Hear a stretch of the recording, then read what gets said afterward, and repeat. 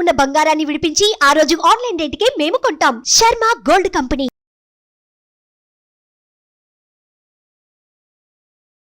నమస్తే, welcome to Suman TV. నేను మీ యామ్ని. ప్రస్తుతం మనతో ఉన్నారు ప్రముఖ ఆధ్యాత్మికవేత్త రమాదేవి గారు ఉన్నారు. అమ్మతో మనం మాట్లాడదాం. నమస్తే అమ్మ. నమస్తే అమ్మా. అమ్మ, ఇప్పుడు మనకి అమావాస్య వస్తుంది, ఆ రోజు ఆదివారం కూడా వస్తుంది కదమ్మా. అసలు ఇంటికి కానీ చిన్నపిల్లలకు కానీ ఏదైనా దిష్టి తీయాలంటే ఆ రోజు ఏ విధంగా చేస్తే మంచిదమ్మా? ఆదివారం అమావాస్య అనగానే ప్రతి ఒక్కళ్ళ గుండెల్లో అలజడి మొదలవుతుంది.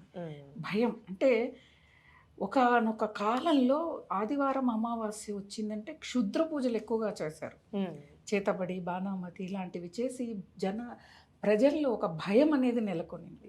కాబట్టి ఆదివారం అమావాస్య అనగానే తెలియని, అంటే చిన్నప్పటి నుంచి వినేమో మాకు కూడా కొంచెం ఒకలాంటి ఏదో ఒక భయం లాంటిది ఉంటుంది.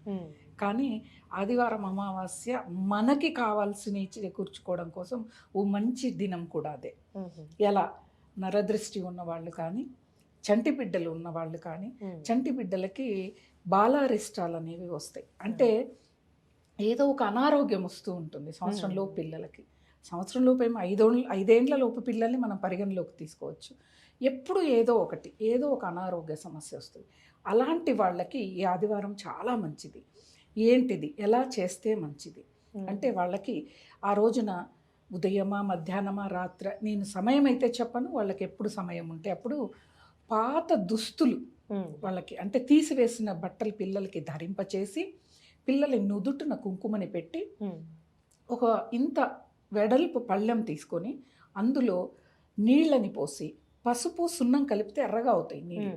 ఆ నీళ్ళని పెట్టేసి మనం బాల్కనీలోకి వెళ్ళిపోవాలి. ఇంట్లో మిగతా పిల్లలు ఉంటే వాళ్ళని ఎక్కడైనా రూముల్లో పెట్టాలి, ఇది వాళ్ళు చూడకుండా.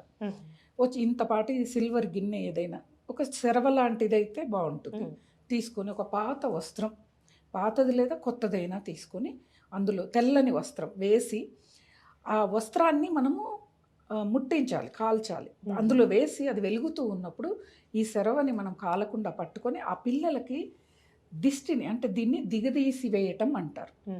ముందు పక్క 3 సార్లు, వెనక పక్క 3 సార్లు, clockwise, anticlockwise దిష్టిని తీసి ఈ సెరవని ఆ ఎర్ర నీళ్ళున్న పళ్ళల్లో బోర్లించేసేయాలి. బోర్లించేస్తే వాళ్ళకున్న ఎటువంటి పీడ కానీ, ఎటువంటి నరదృష్టి కానీ, బాలారిష్టాలు కానీ వెళ్ళిపోతాయి. అంటే ఎంత వయసు పిల్లలు? 5 లోపు పిల్లలకి. మనం గమనిస్తే ఆ సెరవని మామూలు టైంలో ఏమీ లేకుండా మనం ఇలా పెడితే వచ్చేదానికి, ఇప్పుడు పెట్టేదానికి అది ఎగిరెగిరి పడుతూ ఉంటుంది గిన్నె. ఆ కాలిన వస్త్రం కూడా మామూలుగా కాలిస్తే ఒక రకమైన సువాసన వస్తే, ఇప్పుడు తీసిన దానికి ఆ సువాసనకి తీసిన వాళ్ళకి తలనొస్తుంది. అంత విపరీతంగా. అంటే ఇవన్నీ కూడా మనలో ఉన్న, అంటే అగ్నికి జలానికి ఉన్న శక్తి ఏంటిదంటే, మనలో ఉన్న, మన ఇంట్లో ఉన్న నెగిటివిటీని తీసేసి, మనం అనుకుంటాం పంచభూతాల వల్ల ఏంటిది ప్రయోజనం అని. సూర్యుడు లేకపోతే డి విటమిన్ లేదు, అనారోగ్య సమస్యలు.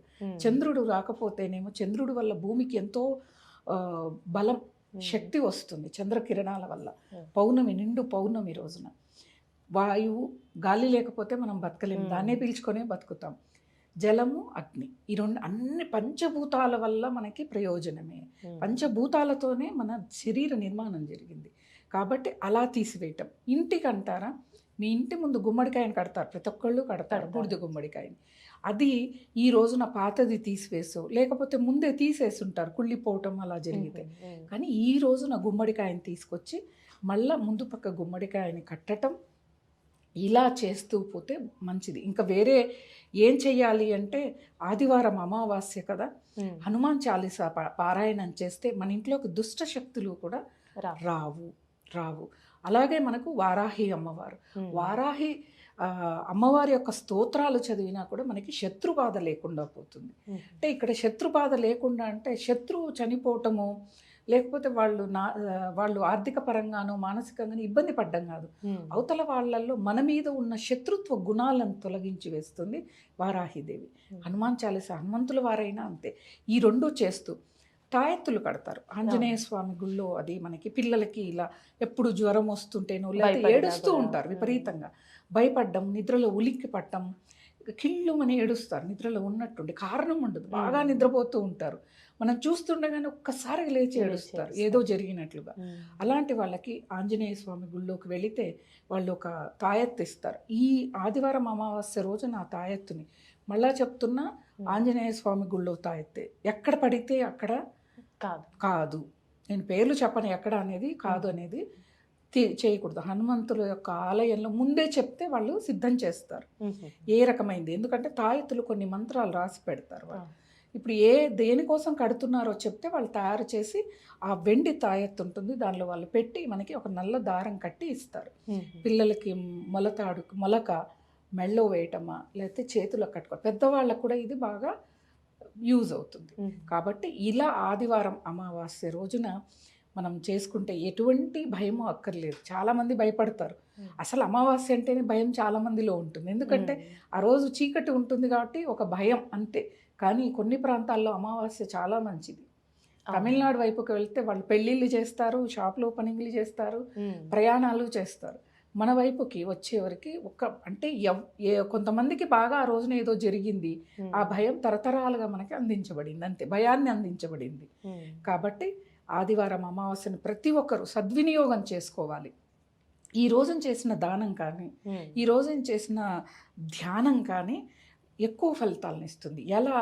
అసలు ఈరోజు చంద్రుడు ఉండడు, మరుసటి రోజు నుంచి కొంచెం గోరు వంకలా కనిపిస్తుంది, మరుసటి రోజు కొంచెం పెరుగుతూ పౌర్ణానికి నిండు చంద్రుడు. అలా మనం చేసిన పూజా ఫలితం కూడా అలా పెరుగుతూ పోతుంది, మనం చేసిన దానం కూడా అలా పెరుగుతూ పోతుంది అని చెప్పి మన పెద్దవాళ్ళు చెప్పారు.